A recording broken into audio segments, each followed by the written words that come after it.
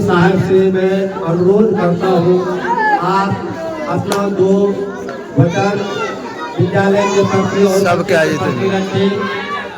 जिससे हमारे बच्चों में कुछ सुधार आ जाए।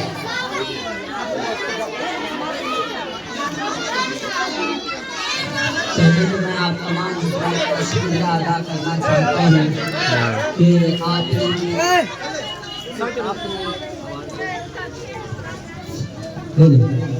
पहले तो मैं आप तमाम हजरात का शुक्रिया अदा करना चाहता हूँ कि आपने मुझे इस काबिल समझा कि मैं आप हजरात के सामने 2 चंद बातें करूँ। आज जो हम लोग इकट्ठा हुए हैं, आज एक मौजू के तहत, एक बात के तहत इकट्ठा हुए हैं।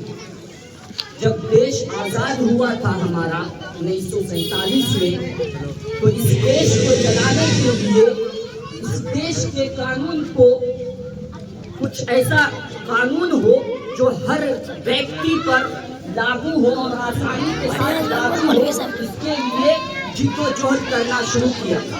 1947 29 अगस्त को 7 रुकनी कमेटी भीमराव अंबेडकर साहब की सदारत में तय हुई और उसके बाद 2 साल 11 महीना 18 दिन की मुशक्कत के बाद ये कानून बना और कानून के हर शिक पर खुली इजलास में बहसें हुई और उसके बाद जाकर के 1949 को 26 क्या कहते हैं नवंबर को ये बात तय हुई कि इस पर जो है ना बात कर लिया जाए और सब लोगों ने एक इजलास के तहत हस्ताक्षर भी कर दिया और 24 जनवरी को एक जनता के करके तमाम कमेटियों से हस्ताक्षर कर लिया गया।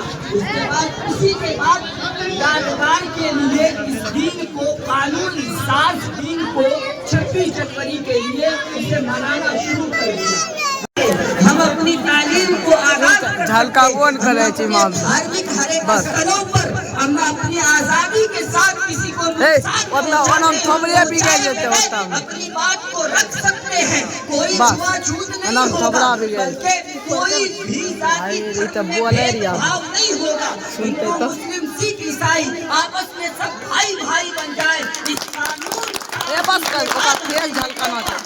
दौलत मिला है। मैं आप लोगों से एक बात बता देना चाहता हूँ कि आज हम अमन और चैन और सुकून के साथ जो आज हम झंडा तोलन कर रहे हैं, ये बहुत ही ज्यादा कुर्बानियों के बाद हमें हासिल हुआ है। हम कुर्बानी भूल नहीं सकते हैं। हुसैन अहमद मदनी साहब की रहमतुल्लाह अलैह की कुर्बानी को हम कैसे रेशमी रुमाल को भूल सकते हैं। आपको मालूम होना चाहिए कि 1857 से आपको याद होगा, नहीं तो तारीख के पन्नों को उल्टा करके देखिए। 1498 में ही अस्कोली गामा के नाम से एक अरबी मल्लाह हिंदुस्तान में तशरीफ लाया था। आपको पता होगा, आप 1000 साल पहले मौलाना गिलानी की किताब, आप मनासिर हसन गिलानी जो बिहार के हैं उनकी किताब पढ़ेंगे तो पता चलेगा कि 1000 ईस्वी में हिंदुस्तान में अरब के लोग आते थे। उन्हीं का सहारा अरबी मल्लाह को लेकर के हिंदुस्तान में आए। तो एक बात अलग है कि 1857 में मुगलिया सल्तनत कमजोर पड़ी, अंग्रेज का जोर पड़ा, नहीं तो उससे पहले मुसलमानों को तोपों के साए में रख करके और मुसलमान और हिंदू की बेटे ये कम्युनिटी बनाए हुए सामने रख करके हमारे उलमा को फांसी चढ़ा दिया गया।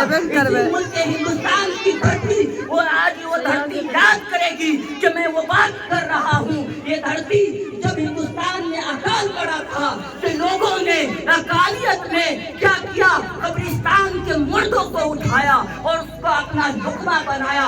उसके बाद हिंदुस्तान को आजादी दिलाई और इस आजादी में और जब हमारे हिंदू मुस्लिम सिख ईसाई मिलकर आजाद किया है तो हमें कोई पार्टी पॉलिटिक्स वाला, कोई एक धर्म का व्यक्ति आग लगाने वाला हमें चुना नहीं कर सकता है। वो मजहब को बहाने की इजाजत दे नहीं सकता, वो मजहब को बहाने की इजाजत दे नहीं सकता। पानी भी जो कम तक बहाते हो, जो हिंदुस्तान के मुसलमान रोजाना 5 मरतबा इस मिट्टी को छूता हो और मरने के बाद इसी मिट्टी مٹی کے اندر دفن ہو جائے گا. مجھے بتلاؤ تو صحیح وہ غدار کیسے ہو سکتا ہے؟ اس کا نبی غدار نہیں ہوا ہے. وہ غدار کیسے ہو سکتا ہے؟ اے ہندوستان کی حکومت والوں کان کھول کر کے سن لو. مسلمان کل بھی وفادار تھا, آج بھی وفادار ہے, اور ایمان کے ساتھ جب تک زندہ رہے گا وفادار رہے گا.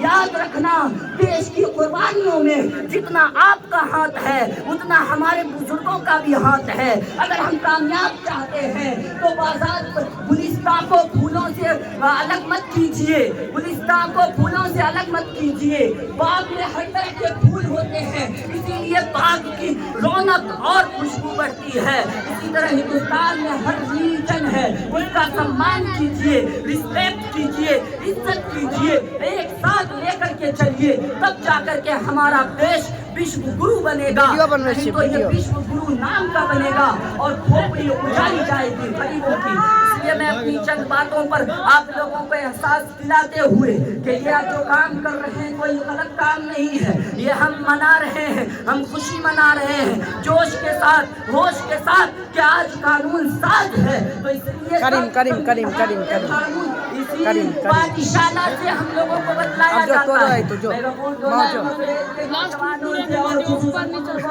اپیل کروں گا, ان کی ماں بہنوں سے اپیل کروں گا کہ اپنے بچوں کو شکشا کی مندر میں ڈالیں اور وہاں سے جا کر کے بھیم راؤ امبیڈکر پیدا کریں, ابوالکلام آزاد پیدا کریں اور حسین احمد مدنی پیدا کریں, اور دین کے لیے, دنیا کے لیے اور ہندوستان کے لیے اور سنویدھان کے لیے اپنا قدم جمائے. یاد رکھو یاد رکھو اگر تمہارا کرنٹ ہے اور تو تمہارے دوسرے ہاتھ میں سنویدھان ہونا ضروری ہے. اگر ہندوستان میں رہنا ہے تو تمہیں سنویدھان کا بھی رسپیکٹ کرنا ضروری ہوگا اور اپنے ریلیجن کا بھی, اپنے دھرم کا بھی رسپیکٹ کرنا ضروری ہے. میں اتنی سی بات